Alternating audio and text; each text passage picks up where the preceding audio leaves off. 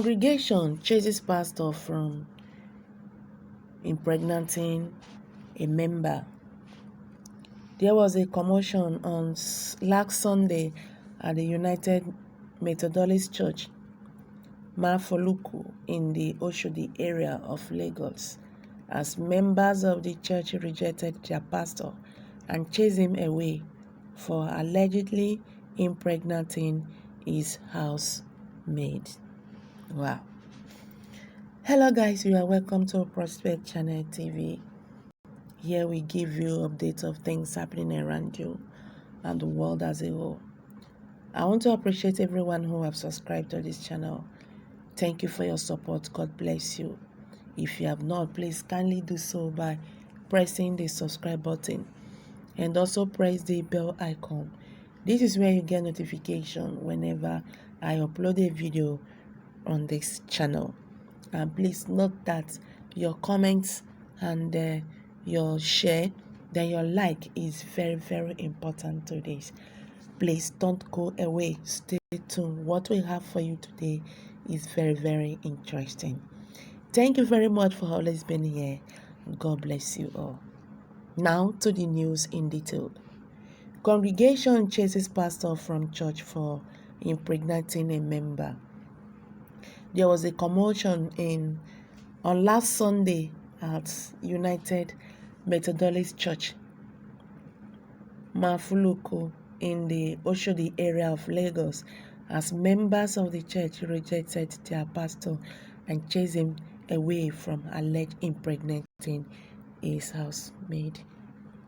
It was learned that the pastor, Bakuma Andrew, was stopped from leading the church for 7 months ago when the housemaid, who was also a member of the church, Grace, had complications after aborting the pregnancy.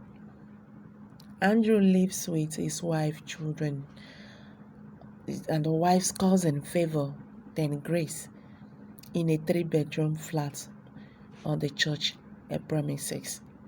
It was gathered that the members had petitioned the Central Conference of the Church in Taraba State to investigate the alleged atrocity. They, however, sought the service of another pastor 3 weeks ago when the district reportedly failed to probe Andrew. One correspondent learned that members had come to church around 9 a.m. for Sunday service, only to see that Andrew and some unknown people had commenced the service. It was gathered that the development resulted to a breach of the peace as Andrew and his group were chased out of the church. Men from the Maikande police division, including the DPO, were said to have intervened after the incident was reported at the station. A member of the church and the former secretary to Andrew, Moses Sharima, told our correspondent that the pastor sent his wife to a village when he impregnated Grace. He said, "My room is opposite to pastor's apartment and I was his secretary. When he started dating that girl, Grace, I called his wife's cousin, Favor, on the matter, and she said Grace used to tell her whenever the pastor has slept with her. At a point, I had to move upstairs when I could no longer bear it. The day that abortion happened, I was sleeping inside my room. When I heard Grace screaming, I rushed there and saw blood coming out from her body. When the wife came back from one of her numerous journeys, he told her to send Favor away." Another church member, John Karibo, said the church was embarrassed by Andrew's conduct, adding that they were tired of his relationship.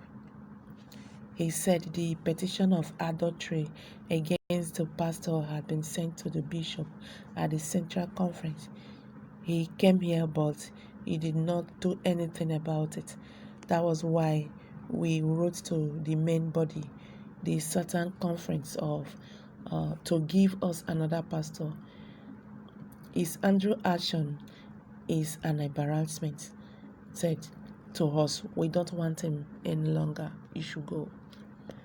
The new pastor of the church, Reverend James Sunday, said, we were about to start our service this morning when we met the old pastor and some unknown people already holding the service. I calmed down my people to avoid heckles. Another resident and a female member who identified herself only as Blessing said the pastor had once made sexual advances to her. My husband is not always at home. The pastor would call me in the night and ask me if I had slept. One day he entered my room and gave me a soft slap on my back. I had only the wrapper on me. I was surprised and I told my neighbors. When contacted on the telephone around 1 p.m. on Sunday, Andrew said he was in a meeting and promised to get back to our correspondent on the incident. Hello guys, just like I said, that this one is another one, very interesting one. What do you think? What do you think about this? What's your take on this? Congregation chases their pastor from church for impregnating a member. You know what? I really like what these people did, what the member did. They did the right thing. They took action. Yeah, they took action because they've seen that there's a kind of policy running in the church. Because I see no reason why such allegation will be made against a pastor and there is no action taken against that pastor. You understand? So you see that there's a kind of policy that is running in that church. Yeah. Do you know what some of these people do?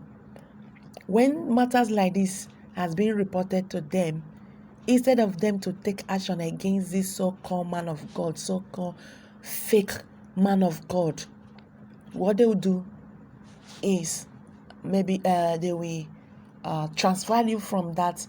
Instead of them to take action, they will transfer you from that station to another.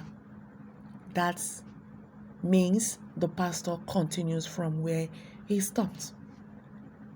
It doesn't go well like that. It doesn't go well like that. Because if these church authorities are actually looking into the affairs of these pastors, in what I mean affairs as in checking on them in all these behaviors, the church will be a nice place where people would like to be. Look at this kind of things. I know too well in that community, these have become a radical in that community. Who is that new member who want to go to such church that a pastor impregnated is a housemaid, then attempts to abort the baby? I think you see the implication of all this. I give kudos to the church members. I love what they do, because if it were to be some persons, what they would say, touch not my anointed and do my servant no harm. You don't speak ill against a man of God. I know people is going to attack me though, but I have to say the truth. You don't speak ill against the man of God. It's a sin. You see the man of God killing people. A man of God will use knife and slice somebody's nose. A man of God will sleep with people's wife. A man of God will sleep with all the choir mistress, all the choristers in the church. You see them talking. Do not touch not my anointed and do my servants no harm. Nigerians, wake up from your slumber and see that most of these people are fake man of God. Most of them are native doctors. But when they see that their business is not going too well, they come and claim this name they are saying they are, calling themselves man of God. You only know them in their dates. This is where I will drop this for now. I leave the floor open. Please leave your comment in the comment box below. Thank you very much for listening.